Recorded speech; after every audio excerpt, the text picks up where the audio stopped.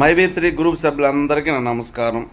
ఈరోజు మన మైవి3 గ్రూప్ సభ్యులు చెన్నైలో కలెక్టర్ దగ్గర మను ఇవ్వడం జరిగింది. మను ఇచ్చిన తర్వాత అక్కడ సారోలు సంధించి మంచి రిజల్టే మనకి వస్తుందని కూడా నేను నమ్ముతున్నాను. అలాగే ఇప్పుడు వాళ్ళు తమిళ్లో మాట్లాడి మనం 33 నెలలు మనము ప్రతిరోజు కూడా శాలరీ ఇచ్చారు. ఒక టైం యాప్ అప్డేట్ అనే కారణం ఉండే వల్ల కూడా ఆన్లైన్ ఉన్నా కూడా నెట్ ప్రాబ్లం ఉన్నా కూడా మన యాప్ ఏదైనా చిన్న ప్రాబ్లాలు ఉన్నా కూడా ఆ రోజులో కూడా మనం ఒక క్యాప్స్లో కూడా మనం అమౌంట్ తీసుకున్న రోజు ఉన్నది. ఏ రోజు కానీ మన ఎండి సారు మన ప్రజలు నష్టపోకూడదు అనే కారణం మీద మనకి ప్రతిరోజు కూడా అమౌంట్ ఇవ్వడం జరిగింది. అలాగే ఈరోజు సారు ఇప్పుడు ఎన్కోరంగా అవుతుంది. అలాగే మనం అశోక్ శ్రీను ఎవడు ఉన్నాడో వాడి మీద ఎదవ వల్ల జూన్ 4వ తేదీ మన కంపెనీ పైన కేసు వేయడం జరిగింది. ఆ కేసు విచారణనే జరుగుతుంది ఈరోజు. అది తొందరలో మన సార్ బెయిల్ మీద బయట వస్తారు, మనకు అమౌంట్లు వస్తాయి. అలాగే ఈ అశోక్ శ్రీను పైన కలెక్టర్ ఆఫీసులో ఎంతమంది దాదాపు 200 పైగానే ఈరోజు ప్రతి ఒక్కరు కూడా కంప్లైంట్ ఇవ్వడం జరిగింది, మను ఇవ్వడం జరిగింది. వాళ్ళ బాధని ఆ కలెక్టర్ ఆఫీస్లో చెప్పడం జరిగింది.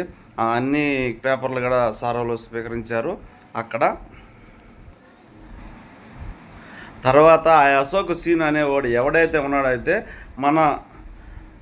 మన మైవి3 గ్రూప్ సభ్యులు ప్రతి ఒక్కరికి కాల్ చేసేది, వాళ్ళ దగ్గర మీరు కేసు పెట్టండి, మీ కంపెనీ ఎత్తేస్తారు, లేదా మీ డబ్బులు మీకు వస్తుంది. ఎక్కడ కానీ మనం కానీ ఇప్పట్లో కేసు పెడితే మన అమౌంట్లు రావు. ఈఓడబ్ల్యూ మనకు అమౌంట్లు ఇవ్వరు.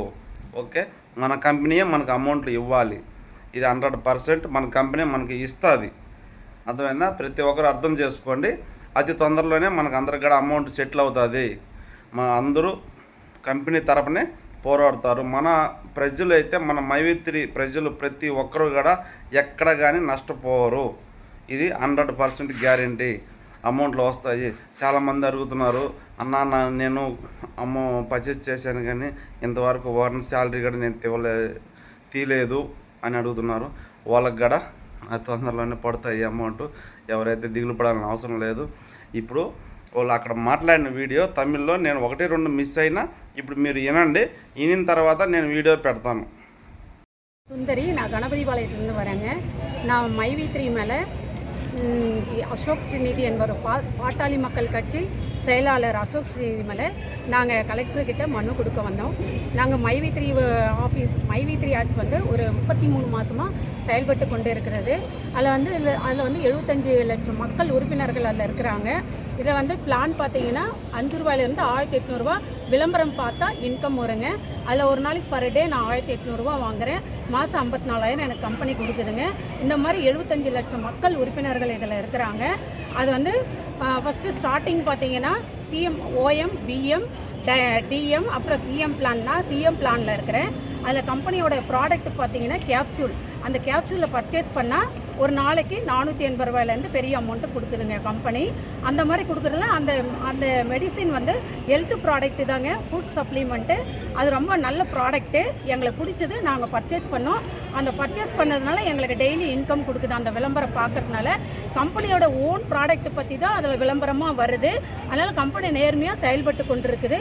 ஒரு நாள் ஆப் வந்து அப்டேட் போயிருந்தாலும் அது கம்பெனி வந்து எம்டி என்ன பண்ணுவார், அந்த ஒரு நாள் இன்கமும் கொடுத்துருவார்.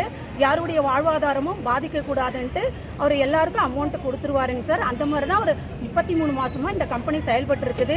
இந்த அசோக் ஸ்ரீநிதின்றவன் கார்பரேட் கம்பெனி மேலே பேச்சை கேட்டுக்கிட்டு அவங்கள ஒரு அமௌண்ட்டு கொடுக்கவே இவர் வந்து மைவி3 மேலே கேஸ் போட்டிருக்காருங்க. அதனால் அவரை வந்து நீங்கள் தகுந்த நடவடிக்கை எடுக்கணுங்க சார். ஏன்னா அவர் கம்பெனி நல்ல கம்பெனிங்க, ஆனஸ்டான கம்பெனி. எந்த ஒரு மக்களும் இந்த கம்பெனியால் பாதிக்கப்படல. நாங்கள் யாரும் போய் கம்பெனி மீது கேஸ் கொடுக்கல. இவனே தான் போயிட்டு கேஸ் கொடுத்து இந்த கம்பெனி மூட போகிறாங்க, நீங்களாம் வந்து கேஸ் கொடுங்க அப்படின்லாம் இவரே வந்து பிளாக்மெயில் பண்ணுறாரு. வீடு வீடாக போய் கேட்குறாருங்க. இதனால் மக்கள்லாம் மன உளைச்சலுக்கு ஆகுறாங்க. இப்போ எம்பி எலெக்ஷன்னால் ஒரு 3 மாதம் பே விட்டு நிறுத்திருந்தாங்க, கேஒய்சி பண்ணிவிடுங்க அப்படின்னு. கேஒய்சி பண்ணி முடிச்சிட்ட பிறகு ஜூன் 4ஆம் தேதி பே விட்டு போடுற மாதிரி சொன்னாங்க. ஜூன் 4 இவர் கேஸ் போட்டதுனால எம்டி வந்து அவரே போய் சரண்டர் ஆகிட்டாருங்க. சென்னை ஹைகோர்ட்டில் போய் சரண்டர் ஆகிட்டாருங்க. சரண்டர் ஆகிட்டு நீங்கள் என்னென்ன கேட்குறீங்களோ ப்ரூஃப் எல்லாம் நான் சப்மிட் பண்ணுறேன்னு சொல்லிட்டாருங்க. ஆனால் இவன் வந்து வேணுன்ட்டே வந்து கம்பெனி மீது இழுத்து மூடப்படுறாங்க, உங்களுக்கெல்லாம் பே விட்டு வராதுங்க, வாங்க வாலண்டியராக போய் எல்லாரையும் வந்து கூப்பிட்டுட்டு இருக்கான். அதனால் மக்கள்லாம் வந்து சூசைட் பண்ணுற அளவுக்கு இருக்காங்க. நானும் ஒரு ஆசிரியர் தான், வேலையை ரிசைன் பண்ணிவிட்டு ஃபுல் அண்ட் ஃபுல் இதுதான் எங்களுக்கு இந்த கம்பெனி தான் வாழ்வாதாரன்ற நிலைக்கு நாங்கள் தள்ளப்பட்டிருக்கோம். ஏன்னா கம்பெனி ஆனஸ்டான கம்பெனிங்க. சில தனியார் நிறுவனங்கள்லாம் பார்த்தீங்கன்னா ஜேஎம்ஆர், எஸ்பிஓ இதெல்லாம் ஏமாற்றிட்டு ஓடுறாங்க. அங்கெல்லாம் போய் இவர் செய்ய மாட்டேன்றார், அவங்களெல்லாம் தடுத்து நிறுத்து, அவங்களுக்கு ஒரு அமௌண்ட் பாதிக்கப்பட்டவங்களை வாங்கி தர மாட்டேன்றார். நல்ல கம்பெனி நிறுத்தணும்னு பார்க்குறாரு.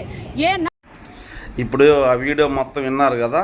ఇప్పుడు విన్న తర్వాత మీకు అర్థమై ఉంటుంది, మొత్తం సిచ్యువేషన్ అనేది అర్థమై ఉంటుంది. ప్రతి ఒక్కరు కూడా ఎక్కడ బాధపడకండి, మీరు తమిళ్ నేర్చుకోండి.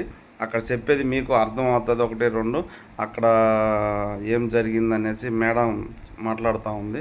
ఖచ్చితంగా ఈ అశోక్ సీన్ పైన ఎవరికైనా కాల్ చేసినా లిఫ్ట్ చేయొద్దు, ఎవరైతే కేసుల జోలికి వెళ్ళొద్దు. మన అమౌంట్లు మనకి తొందరలోనే వస్తాయి. పైన నుంచి ఇచ్చిన అప్డేటు ఇది 100% మనకి అమౌంట్లు వస్తాయి తొందరలోనే. అందరికీ ఆల్ ద బెస్ట్, సంతోషంగా ఉండండి. నెక్స్ట్ అప్డేట్ వస్తే ఖచ్చితంగా నేను వీడియో